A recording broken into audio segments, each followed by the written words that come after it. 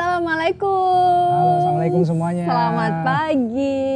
Ketemu lagi di Analisa Channel dalam segmen Kopi Panas. Kongko Pagi bersama Papa Aji dan Mama Analisa. Yes, dan ini spesial banget ya Kopi Panas edisi kali ini karena kita bener-bener lagi ada di warung kopi. Nah, tapi coba tebak nanti Coba ya, tebak, kita ada lihat. di mana? View-nya lihat nih. Di Bali, berasa. di Ubud, atau di mana? Iya, kita lagi ada di Bali ya. Tiba-tiba jatuh. Oke, teman-teman tebak ya. Boleh dong di komen nih kira-kira pertama kali ngeliat tuh kalian nyangkain kita lagi ada di mana nih. Yes. Nah, kita mau ngomongin apa sih Mas? Mumpung Ya. Kopi Panas special edition kali ini kita Special lagi edition. di luar gitu Tempatnya ya. spesial, Obrolannya. kostum kita juga spesial nih. Ini kita ya habis kan? sepedaan dan apa ya? Kita pengen Ya, aktivitas kita sehari-hari lah. pengen kasih tahu kalian inspirasi Kopi Panas itu tuh berawal dari ini nih kebiasaan kita yang memang Hmm. harus diupayakan nggak sih untuk punya Oh, waktu kayak gini? harus banget. Jadi yang namanya jadikan olahraga itu, ini kita ngomongin olahraganya Ngomongin dulu olahraga ya. dulu.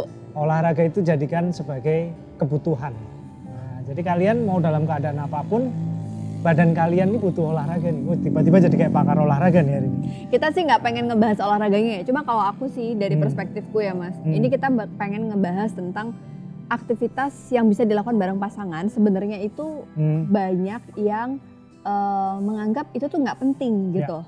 Nah, tema kita kali ini tuh aku pengen ngebahas salah kaprah dalam pernikahan. Yes. Sebelum kita ngebahas tentang tema kita hari ini, aku pengen nanya dulu nih ke kamu. Sambil Kayak- bikin kopi ya. Sambil bikin kopi. Kayak ini nih ya, kayak bener gak sih pernikahan itu tuh adalah happy ending? Enggak juga. Karena- Pernikahan itu kan malah justru itu startnya ya. Orang nikah tuh baru memulai salah satu fase kehidupannya. Salah satu fase terpenting dalam kehidupan. Jadi kalau dibilang itu adalah endingnya, walaupun itu happy ending, enggak juga. Karena banyak tantangan-tantangan, banyak hal-hal yang selain membahagiakan, banyak permasalahan-permasalahan yang lebih berat setelah kita menikah. Jadi kayak kalau aku bilang sih kayak Sorry, bukan permasalahan mungkin ya, tanggung jawab yang lebih berat. tantangan. Tantangan, tanggung jawab yang lebih berat. Jadi setelah kita kayak nikah. kita naik sepeda, tadi kita ngerasa 200 sepedaan kilo ya kita hari ini ya. berkeringetan. Iya, oke. Jadi kayak perjalanan pernikahan itu kayak kita lagi Lagi olahraga lah. olahraga ngelewatin tanjakan-tanjakan. Itu tuh kayak menurut aku nggak pernah akan ada finishnya gitu Ya. loh. Proses kita beradaptasi dengan satu sama lain gitu. Jadi kalau ada yang menganggap bahwa aku mau nikah aja deh biar Ya. happy ending hubunganku, habis kalau pacaran berantem terus gitu. Padahal Itu belum tentu kan. Belum tentu, justru malah start ya. Itu at the beginning kita memulai semuanya. Yes. Yang kedua nih masalah kaprah yang mungkin aku nggak tahu. Menurut kamu bener nggak sih kalau udah nikah katanya tuh pasangan kita tuh bakalan berubah? Bisa iya, bisa enggak. Kalau iya kenapa? Kalau enggak kenapa? Berubah itu kan ada dua artian ya. Bisa karena berubah ke arah yang lebih baik. Misalnya dia jadi lebih sabar, Nah, lebih sabar. lebih hemat, lebih Lebih lomo sama istri. Lomo tuh apa sih? royal, Royal tuh konotasinya negatif. berlebihan ya, Lomo lebih tuh pemberi, lebih pemurah. pemurah. Nah, Itu atau kan ada yang positif, ada yang negatif juga. ada yang Nah, lebih disiplin, betul. ada yang lebih apa ya, pokoknya lebih bagus gitu ya Ya. berubah. Ya berubah oke, asal ke arah yang lebih baik. Tapi kalaupun ada yang berubah ke arah lebih apa ya, yang negatif, ya harus dikomunikasikan. Aku pernah Hmm. denger nih Mas, kayak ada yang disebut dengan temperamen, ada yang disebut dengan personality atau kepribadian. Jadi temperamen itu katanya nggak bisa berubah. Temperamen nggak bisa Temperamen. berubah. Itu kayak rumah, dia tuh pondasinya. Ya. Jadi itu akan kelihatan kalau pasangan kita tuh sedang dalam masalah. Baru Temperamen gempa aslinya, lah, baru apa gitu ya. dia akan kelihatan. Pondasinya diuji ya, Emosinya, berarti. temperamen Oke. itu kelihatan. Itu sulit berubah karena itu genetik dan pola asuh yang dibentuk selama pasangan kita tuh tumbuh dan dibesarkan di dalam Oke. keluarganya. Tapi kalau personality, kepribadian itu yang sebenarnya bisa kita adjust. Contoh konkretnya, Misalnya temperamen sama kepribadian tuh yang kayak apa Contoh nih? ya, kita sama-sama lagi ngadepin masalah nih, aku Ya. sama kamu lagi ada masalah. Itu akan kelihatan cara menyelesaikan masalah temperamen asli kamu sama temperamen asli aku tuh akan beda. Orang marah itu belum tentu karena temperamen. Belum tentu karena temperamen, Ya. bisa jadi Saat-saat dia tertentu memang kita harus marah kan. ya Tapi cara marahnya orang dengan temperamen tipe A dengan temperamen tipe B itu beda gitu loh. Oke. Jadi ada yang temperamennya dia nggak terlalu bisa ekspresif emosional, ada yang tipenya lebih memendam. Nah, dan marah dengan kasar itu kan beda ya? Yes. Kasar itu adalah komunikasi yang tipenya agresif. Jadi kayak ya dia akan orang temperamen cenderung kasar, ya nggak?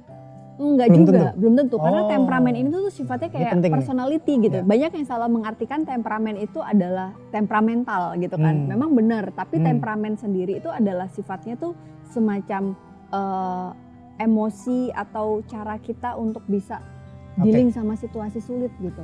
Ya, paham. Untuk under pressure. Paham. Dan temperamen orang itu dikatakan sebagai bentuk komunikasinya, apakah dia tuh agresif atau dia pasif agresif. Nah yang bagus tuh yang asertif.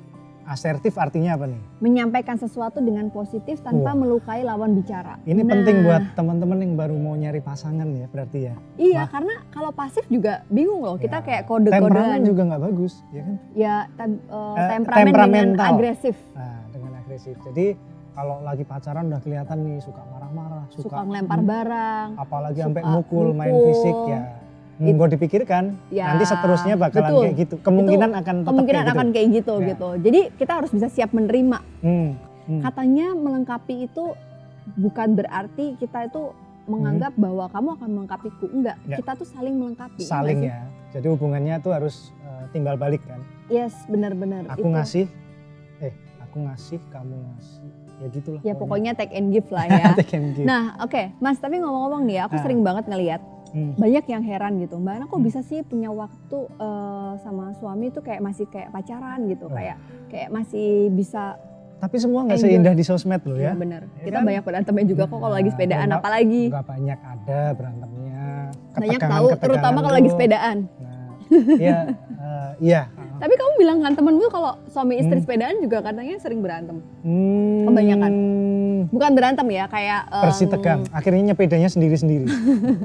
Soalnya gini nih. Kecuali tetangga depan rumah kita kompak banget. Ya itu beda ya. Kakak ipar kita. Temperamennya beda. Temperamennya kakak sama adik beda soalnya ya. Jadi itu tidak bisa disamakan. Tapi ngomong-ngomong nih Mas, soal hubungan pasangan suami istri. Aku tuh baca di teorinya Steinberg Theory of Love gitu ya, bahwa ternyata relationship itu akan berubah. Pernikahan tuh juga gitu. Kayak idealnya sebenarnya ada 3 komponen yang membuat rumah tangga itu tuh bisa hangat dan long last. Walaupun aku nggak tahu nih, aku pengen tahu pendapat kamu yang mungkin dengar banyak pasutri yang datang ke kantor atau mungkin kamu lihat teman-teman. Jadi ada 3 hal yang kita bisa perhatikan. Pertama adalah komitmen. Komitmen ini tuh ya kayak kita sebagai pasangan suami istri, bagaimana caranya jangan sampai bercerai, jangan sampai pisah. Komitmen pernikahan. Yang kedua adalah intimacy. Ketika aku lagi deket sama kamu, ya aku ngerasa nyaman. Nah, itu penting. Ada sparkle yang mungkin ini nggak bisa dijelaskan dengan kata-kata. Pokoknya aku tuh seneng kalau lagi ada sama kamu gitu. Jangan sampai malah ya kayak kita sering ngobrol kan, Mbak.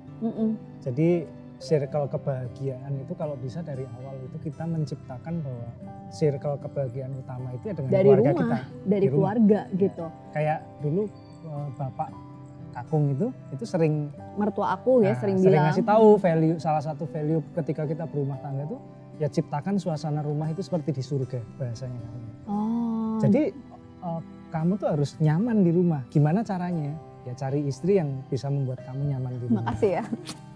Ini bukan ngomongin kamu loh. Iya tapi. Iya oke. Diketawain ya. Jadi gini nih. Tadi intimasi. Itu penting. Ya, penting. Salah satunya adalah dengan melakukan aktivitas bersama gitu. Karena aku punya banyak cerita. Apapun ya, nggak harus olahraga ya. Nggak harus olahraga gitu. Ada yang nonton film bareng. Ada yang masak bareng gitu kan. Ada ya? Ada banyak gitu. Kecuali kita. Berkebun bareng. Banyak ngelakuin hobi bareng gitu. Terus yang ketiga adalah desire. Ya ini ya namanya suami istri pasti ada gairah seksual yang itu nggak bisa bohong. Ada yang hilang juga loh di tengah pernikahan.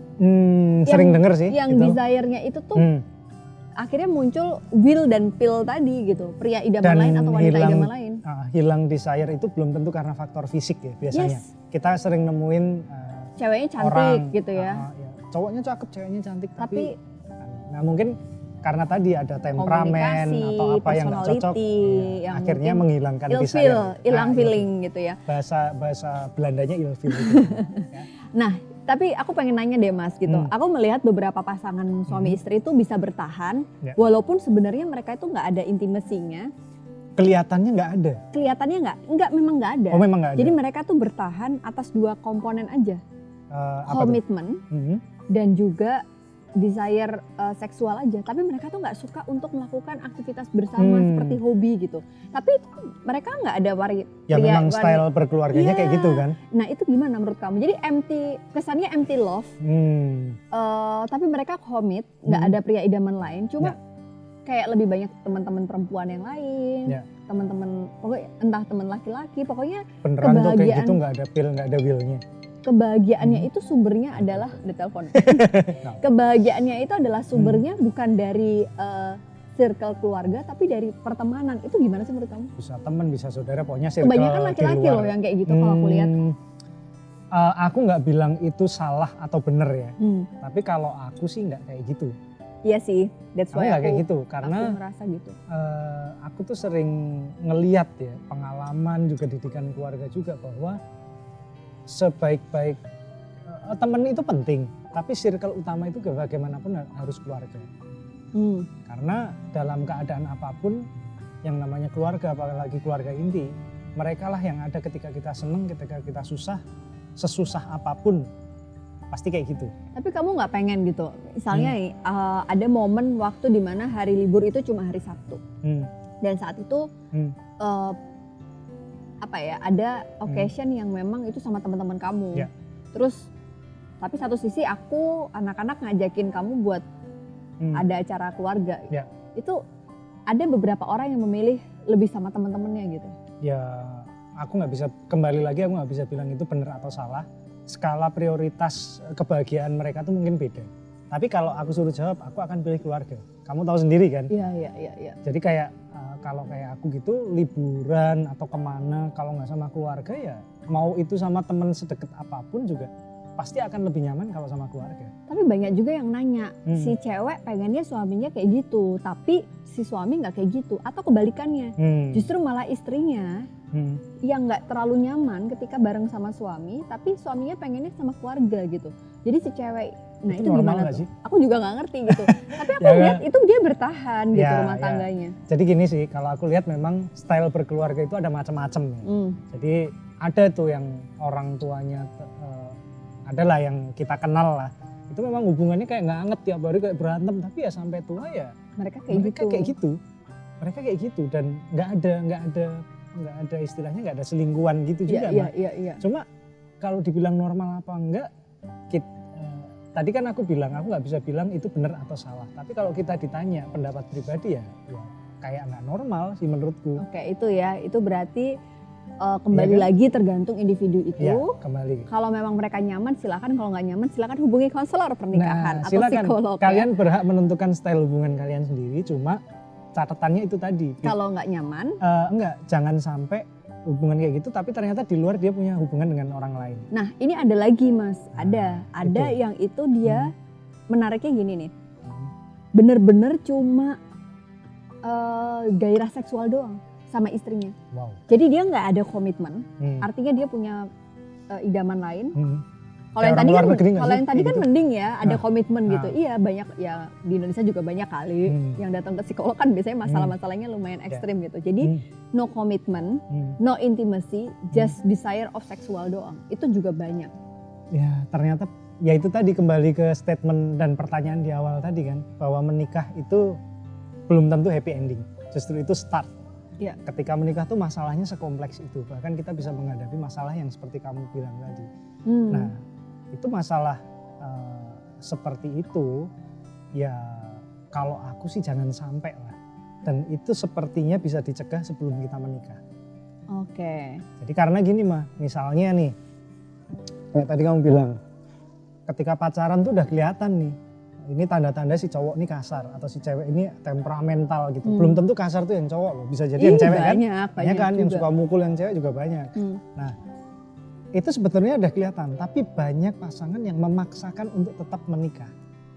Padahal itu mengganggu buat dia. Merasa sudah Ya udah pacaran lama lah, udah apalah, dan dia merasa bahwa masa harus nyari lagi sih. Nah, gitu. Entah pertimbangan apa, tapi ada yang terus memaksakan. Dan akhirnya ketika menikah ya terjadi hal-hal yang kita bilang tadi. Iya. Sorry, ini agak romantis tapi ini ada sesuatu di mulutmu. Oke. Ya, emang aku manis sih.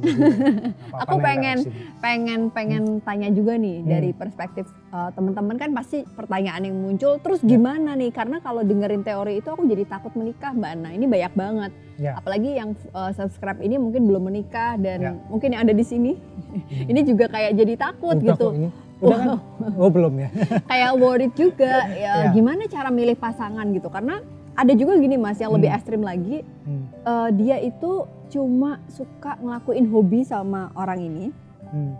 Terus nggak ada desire of love, seksual. Tapi juga nggak ada komitmen. Jadi artinya cuma beda sahabatan. Style lagi nih. Cuma sahabatan doang. Tapi dia intim banget gitu. Nah, bahayanya adalah ketika si perempuan merasa pengen menaruh komitmen sama si laki-laki, ternyata laki-laki ini no komitmen dan gak ada gairah seksual. Jadi artinya cuma ya senang aja karena kita punya hobi yang sama gitu. Ini kan akan jadi problem. Nyaman dalam satu aspek itu aja gitu ya. Kayak gitu. Itu ada juga loh yang akhirnya stase pernikahan atau mungkin belum menikah ya, relationship-nya ke arah ke sana gitu. Iya, jadi hubungan itu kok kayaknya aku yang ditanya mah jadi kayak psikolognya. Aku pengen tahu dari perspektif. Oke. Ini di luar keilmuan ya dari yang aku tahu itu aja. Itu justru menarik loh. Nah, jadi hubungan tuh nggak ada yang sempurna, pasti. Pasti nggak ada yang sempurna. Cuma ketika orang sudah berkomitmen menikah, kalau aku itu harus all out. Dalam artian berjuang sebaik-baiknya untuk menjadi pasangan yang terbaik buat pasangannya. Itu harus, bukan cuma buat pasangan loh. Kita tuh selain sebagai suami istri, kita sebagai orang tua dari anak-anak kita loh. Jadi partner membesarkan anak-anak yang pasangan yang baik itu sudah pasti akan menjadi pendidik yang baik buat anak-anaknya. Oke, ini statement yang bagus nih. Aku belum pernah ngomong kayak gini. Iya, ini baru pertama kali. Karena aku pernah dengar juga Mas, ini salah satu model pendidikan yang lagi digencarkan di Indonesia. Salah satunya adalah pendidikan berbasis keluarga. Jadi justru malah pendidikan yang paling penting itu adalah dari keluarga dulu. Pembentukan karakter ya berarti pembentukan karakter. Jadi kalau kita pilih pasangan itu jangan berpikir cuma buat kita doang, tapi memilih pendidik untuk anak kita. Gitu. Jadi aku ngerasa ya harus pilih yang bisa diajak ngobrol, nyambung, yang bisa pendidik itu nggak harus artiannya dia pendidikannya tinggi loh. Gitu. Tapi dari hal-hal yang menurut aku temperamen dan personality type tadi gitu. Tuh. Orang sukses tuh kan nggak harus pendidikannya tinggi. Ya benar banget. Dan aku juga pengen kasih tahu kalau dari perspektifku ya Mas. Habis kamu nggak nanya aku sih, jadi aku. Iya, aku nanya sekarang. Mau nanya apa tapi? Bingung ya. Nah ini kalau dari aku ya. Dari sisi psikologis nih, lebih ke arah psikologis. Nah, aku ngerasa nggak ada pasangan yang sempurna, nggak ada yang ideal. Kita kalau ngejar ideal dan kesempurnaan itu, yang ada teman-teman jadi takut untuk menikah. Nah, itu bahaya. Takut untuk, padahal udah cukup umur, udah cukup persiapan semuanya. Tapi kalau ngelihat pengennya mengarah pada ideal dan sempurna, pasti jadi rasanya takut dan gak maju.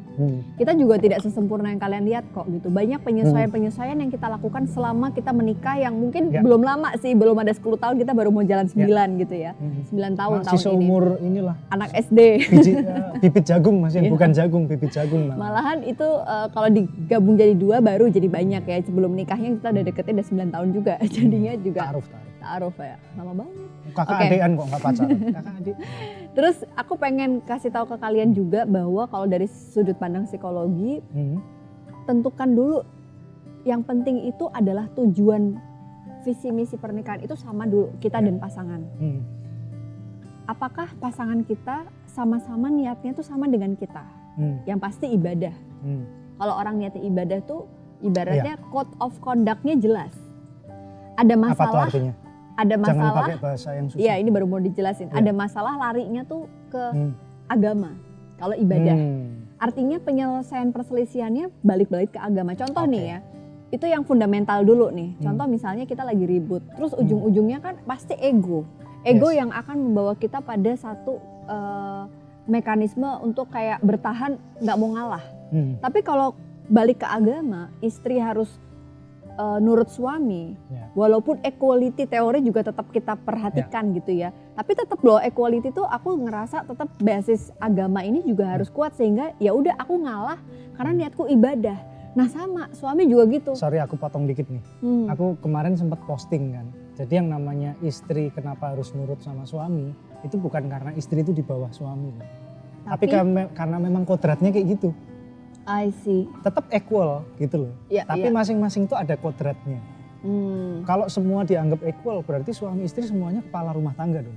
Iya benar. Tapi itu masalah kodrat. Jadi bukan masalah menempatkan istri itu ada di bawah laki-laki. Dan ini menurut aku undebatable juga. Ya. Nah, equality itu adalah satu mindset yang butuh ada ditumbuhkan oleh laki-laki dan perempuan. Artinya bagaimana laki-laki ini punya perspektif yang menghargai perempuan, respect sama perempuan, tanpa melupakan kodrat tadi. Artinya kalau respect itu apa ya? Aku rasa itu yang bisa membuat respect kita itu beda sama bareng takut gitu. ya. Nah, apa bedanya? Ya beda lah. Respect itu menghargai kalau. Kalau takut? Kamu nyadar nggak? Aku tuh makin respect sama kamu setelah kita punya Nasya. Iya sih. Ya nggak? Benar-benar. Kenapa? Aku pikiranku sederhana aja. Semua tuh kita hidup tuh semua ada timbal baliknya, ada balasannya. Kalau aku ibaratnya semena-mena sama kamu, kasar apalah. Aku ngebayangin aja, aku nggak mau anak cewekku besok digituin sama suaminya. Kamu kebayang gitu nggak sih? Allah kasih aku Nasya. Tapi aku tuh ngerasa gini deh Mas. Iya juga. Temperamen. Oke, aku juga mau ceritain bahwa sebenarnya apa hal-hal yang bisa kita toleransikan, apa hal-hal yang nggak bisa kita tolerir. Nah, yang bisa aku toleransikan adalah kalau itu sifatnya tadi kayak Mas Haji ini temperamennya orangnya asertif. Ya. Apa yang ada di kepala reaktif langsung disampaikan. Aku juga tipenya. Jadi kalau kita berantem tuh bisa keluar udah bar, habis itu selesai.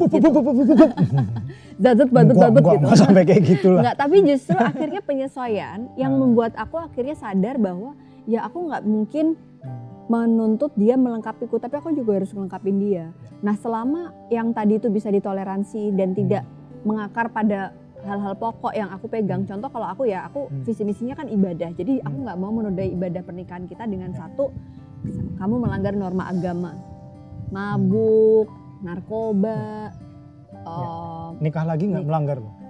Whatever lah ya. Itu di luar teks kita. Tapi kembali lagi kayak tadi aku ngomong, kenapa kan ditanya poligami itu boleh nggak boleh, tapi pendapatku gimana? Aku nggak akan ngelakuin itu. Kenapa? Ya ibadah tuh masih banyak yang lain. Nah itu juga perlu dibahas. Ini jawaban sederhana aja ya, bukan nggak mendalami ilmu agama yang terlalu. Pokoknya ibadah tuh masih banyak yang lain. Yang kedua, aku nggak mau besok anakku dipoligami sama suami. Nah itu poinnya. Jadi itu tuh harus dibahas loh teman-teman sebenarnya. Iya nggak sih? Karena banyak juga yang dalam perjalanannya akhirnya harus dealing dengan hal-hal yang ternyata suamiku punya perspektif yang kayak gini yang aku nggak tahu gitu. Nah terus yang kedua tadi selain agama tadi normatif, yang kedua adalah selama kamu dalam pernikahan kita tidak ada perempuan lain atau laki-laki lain, artinya masih go on, aku masih bisa toleransi. Tapi begitu udah ada perempuan atau laki-laki lain, artinya udah nggak ada perlu alasan untuk kita mempertahankan. Maksudnya aku sama laki-laki lain. Iya. Terus yang ketiga, ya tadi kalau udah main kasar ya, alhamdulillah sih aku lihat Mas Haji tuh seasertif-asertifnya dia sama sekali nggak pernah main tangan gitu ya. Kalau udah mulai ada main tangan, sekalipun itu dalam pernikahan kita, itu aku udah nggak, apalagi sebelum menikah gitu ya, bye, nggak usah ketahuan dulu ya. gitu. Itu kita. Tapi banyak loh yang kalau aku sih 3 hal itu. Udah sampai ada KDRT lah, itu masih bertahan. Karena apa ya, aku ngerasa kayaknya kita masih bisa, ini kok kita romantis banget sih, tapi emang ini kalau lagi pakai outfit ini agak berantakan ya teman-teman. Jadi aku tuh ngerasa kayaknya kita nggak bisa mengorbankan kebahagiaan kita atas nama kebahagiaan pernikahan. Karena nggak akan ada pernikahan yang bahagia tanpa diri kita yang bahagia dulu. Kalau buat anak, apalagi, banyak yang bertahan. Yes. Kasihan anak-anak, tapi kalau aku lihat anak-anak yang dari orang tua divorce gitu ya, mereka tuh banyak yang jauh lebih bahagia pada saat orang tuanya berpisah loh. Bukan berarti pengen orang tuanya pisah loh, tapi dalam satu rumah yang seolah mempertahankan rumah tangga demi anak, itu tuh ternyata justru sebenarnya tentu itu lebih baik daripada kalau pisah. Ya, gitu. Itu sih kalau menurut aku. Kalau dari kamu? Ya, tapi ngomong tuh gampang ya. Kita nggak ngalamin ngomong ini. Semoga. Cuma ya ini menurut kita aja, yang baik-baik diambil, yang setuju monggo, enggak ya udah, namanya orang berpendapat kan. Tapi kalau menurut aku juga ya itu tadi bahwa yang terbaik itu belum tentu yang apa ya istilahnya ya kayak itu tadi aku nyambung omonganmu, kalau mempertahankan rumah tangga tapi karena terpaksa itu ya belum tentu lebih baik. Ya, tapi benar. di lain keluarga mungkin bisa jadi itu lebih baik juga bisa. Setuju. Jadi kondisinya masing-masing beda, disesuaikan aja. Yang pasti nggak ada teori kalau idealnya kita tuh punya prinsip kan bahwa berumah tangga itu jangan sesedikit mungkin sesuatu yang kita tutupi. Setuju. Kayak kita tuh kan memang awalnya mungkin nggak enak ya, apa-apa wah ngomong aku nggak suka ini kayaknya ribut lah kayaknya apa. Tapi di sisi lain kita merasa nyaman apa? Kita satu sama lain nggak ada yang ditutupin. Padahal kita sering kan lihat rumah tangga yang kayaknya hangat. Tapi ya ternyata di luar itulah, tapi mereka tuh menutupi satu sama lain. Dan itu kayaknya aku ngerasa ada satu hal yang prinsip yang harusnya pasangannya tahu tapi nggak dikasih tahu gitu. Iya. Salah satunya saldo. Oke, biar pada kangen sama kopi panas, kita langsung aja mau kasih kesimpulan dari obrolan kita. Intinya teman-teman, sebenarnya aku bisa menyimpulkan ya Mas, ada sebuah teori yang ini mungkin juga aku adjust sama yang kita alami ya sebagai pasangan pasutri. Intinya pernikahan itu butuh komitmen. Ya. Butuh komunikasi yang positif dua arah, butuh apresiasi dan afeksi. Jadi penting banget apresiasi dan afeksi itu. Jadi kita mengapresiasi dan menunjukkan afeksi kita, nggak perlu gombal ya. Lalu butuh waktu yang memang diupayakan untuk punya quality time yang fun time bareng. Tidak harus olahraga. Tidak harus olahraga. Kita mencontohkan sekarang kita olahraga. Jujur kan? aku bukan pecinta outdoor activity ya teman-teman, tapi yang aku suka adalah menghabiskan waktu bersama dia. ini bener loh, aku salut loh sama dia. Dia tuh ini terus terang aja dia jarang-jarang sepedaan keluar kayak gini. Panas-panas klub. Tapi sesekali dia mau, karena bukan karena pengen sepedaannya, bukan karena apa, tapi pengen aktivitas bareng aku. Soalnya gitu. dia emang pecinta olahraga. Kalau aku mah sukanya treadmill sambil nonton drama Korea gitu ya. Outfitnya simple ya. Simple, tinggal mandi, berangkat kerja. Pakai ginju gitu kan, langsung. Nah, poin penting berikutnya adalah spiritual well-being. Jadi spiritual well-being ini adalah agama. Salah satunya, bagaimana penekanan dia terhadap keyakinan ibadah sebagai pernikahan sebagai ibadah. Berarti niatnya ya? Iya, dan itu harus sama. Jadi kalau kita ngelihat pasangan kita, itu adalah cerminan dari spiritual well-being kita. Sebaiknya, jangan satu sama lain tuh kayak jomplang gitu Mas. Dan yang paling terakhir adalah kita bisa melihat kemampuan atau manajemen konflik pasangan kita sebelum menikah, baik di dalam rumahnya. Jadi coba aja lihat gimana cara ngobrol dia sama orang tuanya, cara ngobrol dia sama adiknya. Iya, bener banget. Itu penting banget. Jadi itu akan jadi capture kita untuk melihat bagaimana dia akan, karena gini, banyak cowok yang dulu ya, yang deketin aku, itu tuh kayaknya manis gitu kan di depan perempuannya. Tapi begitu dia ketemu sama keluarganya, kayak keceplosan, ngomongnya kasar, dan itu bikin ilfil. Bu, gawe wedang gitu. Oh, dia tuh kusut banget. Kayak gitu misalnya, itu ilmiah gak sih? Jadi itu akan kelihatan karakter aslinya. Logikanya gitu. Gini, sama ibunya aja berani gitu, sama orang tuanya berani gitu, apalagi cuma sama pasangan. Iya, dia kalau di rumah itu beneran kayak sendeko dawuh, jadi makanya aku bayanginnya gitu, ternyata beda ya kalau sama istrinya gak kayak gitu. Oke, gitu aja sih teman-teman obrolan spesial Kopi Panas kali ini, semoga bermanfaat, yang bagus diambil, yang jelek jangan. Sependapat silahkan, enggak juga silahkan. Ya, apa yang mau disampaikan tulis di komen. Kalau kamu ngerasa video ini bagus, silahkan kamu share sebanyak-banyaknya. Bisa juga nanya DM di Instagram kita di bawah ini. Dan ini Analisa Widyaningrum dan juga Muhammad Aji. Dan kita mau kasih tahu nih. Nah, tadi kan pada tebak-tebak ya. Ini kita kan tadi kita bilang di mana nih? Di Ubud di mana. Nah, jadi kita ini sekarang di daerah Nanggulan, Kabupaten Kulon Progo, Jogja. Kita cuma di Jogja doang nih. Welcome to Jogja, kita lagi di Kulon Progo. Jogja bagian barat. Ini bagus view-nya banget luar biasa banget. Dan ini Kak, Tungting Tas, siapa yang mau ngomong? Aku mau nunjuk ini, kita lagi ada di warung kopi Ingkar Janji. Ini salah satu pit stop yang menurut aku bagus ya untuk para pesepeda. View-nya oke, langsung ke sawah. Luas, tempatnya juga outdoor. Jadi dan protokol kesehatannya juga bagus. Semuanya pada harus pakai masker. Ada pemeriksaan suhu juga di suhu tubuh di depan. Banyak wastafel dan yang jelas terbuka. Menunya juga lengkap nih. Makanan-makanan khas kita daerah tangan, jangan makan dulu ya. Oke, kayaknya cukup ya obrolan kita biar pada kangen sama episode kopi panas berikutnya, dan mungkin aku pengen kasih satu closing statement nih Mas, bahwa tidak ada pasangan yang sempurna, tapi bagaimana kita bisa menyempurnakan pasangan kita dalam proses pernikahan yang akan terus berjalan, belajar terus seumur hidup, dan kembali lagi ke niat. Oh banyak dannya ya. Dan. Nah. Lagu deh. Iya, jadi itu sih kalau dari aku. Iya, jadi kalau aku nambahin dikit, tadi kan pertanyaannya apakah marriage life is happy ending? Enggak ya, itu baru start dan kita tuh terus belajar, terus bertumbuh sampai kapanpun itu. Jadi kamu nyontek ya? Gua mati handphonenya. Jadi itu tadi kita sama pasangan itu harus selalu berkembang, selalu bertumbuh. Mungkin perlakuan kita ke pasangan itu tadinya ketika usia pernikahan di awal-awal begini, nanti di tengah harus berubah. Tambah bagus. Harus tambah. Intinya progresnya harus semakin bertumbuh baik. Ke atas, bukan ke samping. Bahagia bersama, jadikan keluarga itu jadi circle kebahagiaan utama. Ya bener banget, dan itu sebenarnya adalah salah satu sumber masalah kesehatan mental adalah dalam kesehatan di keluarga kita. Yes. Jadi kalau kamu pengen waras secara mental, sehat, kan iya bener, itu harus diwarasin dulu keluarganya. Nggak apa-apa, nggak ada kata terlambat kok. Yes. Kita bisa sama-sama bertumbuh. Kalau memang butuh konselor pernikahan, kalian bisa coba cek di Instagramnya APDC Indonesia, karena banyak banget psikolog, nggak cuma aku tapi juga rekan-rekan sejawat yang lain. Bisa langsung aja follow Instagramnya. Sebelum closing nih aku inget nih, ini penting banget nih. Banyak jadi nggak apa-apa, tapi ini penting. Apa jadi itu? harus aku sampaikan. Masalah tadi kegiatan bersama pasangan.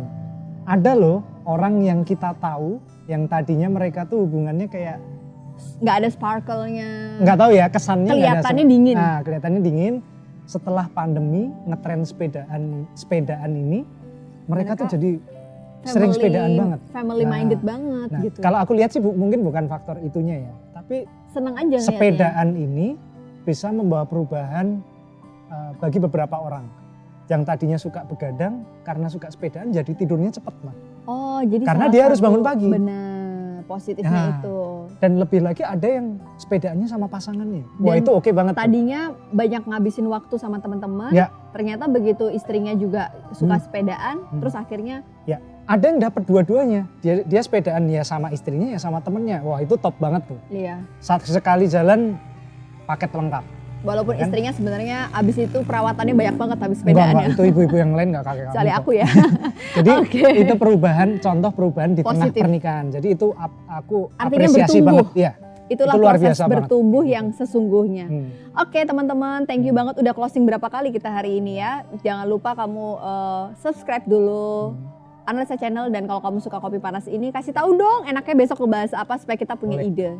Oke, kita makan dulu. Dadah. Assalamualaikum. Waalaikumsalam.